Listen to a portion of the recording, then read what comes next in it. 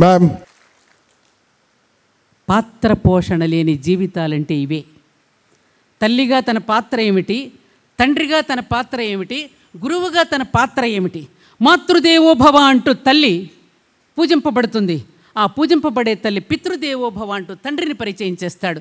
ఆ తండ్రి ఆచార్య దేవోభవ అంటూ గురువును పరిచయం చేస్తాడు. అతిథి దేవోభవ అంటూ సమాజాన్ని పరిచయం చేసి వాడిని ఉత్తముడుగా తీర్చిదిద్దడానికి ప్రయత్నం చేస్తాడు ఆచార్యుడు.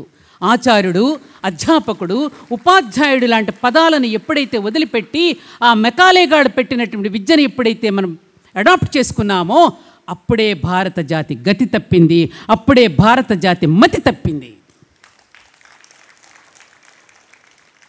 అమ్మా నాన్న అని పిలిచే పిలుపులకు దూరం చేసి మమ్మీ అంటే పీనుగా అని అర్థం, డాడ్ అంటే చచ్చిపోయాడు అని అర్థం. Good morning ma'am, good morning teacher, hi bye ఇలాంటి పదాలు ఎప్పుడైతే పెట్టుకున్నామో అప్పుడే భావదారిద్ర్యాన్ని పెంపొందించుకుని మనందరం కూడా ఒక రకమైనటువంటి నిర్వీర్యానికి గురైపోయాం. మై డియర్ చిల్డ్రన్, లేవండి, ఇకనైనా మేలుకోండి నాన్న. మీరు ఏదైనా చెయ్యగలరు. ఏదైనా చేయగలిగిన శక్తి ఈనాటి యువతకు మాత్రమే ఉన్నది. మీ చేతిలో ఉన్నటువంటి ఆయుధం ఏదైతే ఉన్నదో దానిని సద్వినియోగం చేయడానికి మీరు ప్రయత్నం చేయండి. చాలామంది యువతలు చేస్తోంది ఇవాళ. చక్కని మెసేజెస్ పెడుతోంది, చిన్న చిన్న ఫిల్మ్స్ ద్వారా సందేశాలను పంపిస్తున్నారు. ఆ దిశగా మీరు ప్రయత్నం చేయండి. నేను ఈ మధ్యన ఒక హాస్టల్కి వెళ్ళాను సంజీవరెడ్డి నగర్లో. 10 మంది ఆడపిల్లలు, 10 మంది టెర్రస్ మీద, 10 మంది సెల్ ఫోన్లలో మాట్లాడుతున్నారు.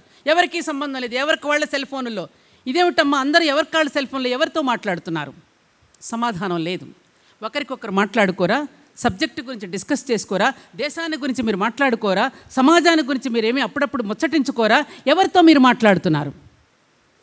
ఏం లేదమ్మమ్మ, వాళ్ళకి బాయ్ ఫ్రెండ్ ఫోన్ చేస్తాడు, నాకు చేయకపోతే నాకు ఏదో చిన్నతనంగా ఉండి, నేను అందంగా లేనా, నాకెందుకు చేయడం లేదని ఆత్మన్యూనతకు కూడా మేము లోనైపోతున్నామని ఆడపిల్లలు ఇంతమంది చెప్పారు. మై డియర్ చిల్డ్రన్, నాకు నో, మీలో ఒక ఝాన్సీ ఉన్నది, మీలో ఒక రుద్రమదేవి ఉన్నది, మీలో ఒక సునీత విలియమ్స్ ఉన్నది.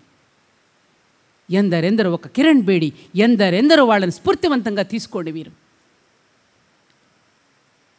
ఈ మధ్యన మీరు చూసారు అరుణిమా సిన్హా, కాలు విరిగిపోయిన వాలీబాల్ ప్లేయర్, దొంగలు ఆవిడ అనేక రకాలుగా ఇబ్బంది పెట్టినా కూడా రైలు పట్టాల కింద పడిపోయి ఎవరెస్ట్ శిఖరాన్ని ఇదే కాలుతో నేను అధిరోహిస్తానని ఛాలెంజ్ చేసి ఆఖరికి అక్కడ ఆక్సిజన్ కూడా అందకపోతే భగవంతుడిని ప్రార్థిస్తే ఎవరో వదిలిపెట్టిన ఆక్సిజన్ సిలిండర్ని అందుకుని అక్కడ ఎవరెస్ట్ శిఖరం మీద జాతీయ పతాకాన్ని అందించిన అరుణిమా సిన్హాని ప్రేరణగా తీసుకోండి మీరు.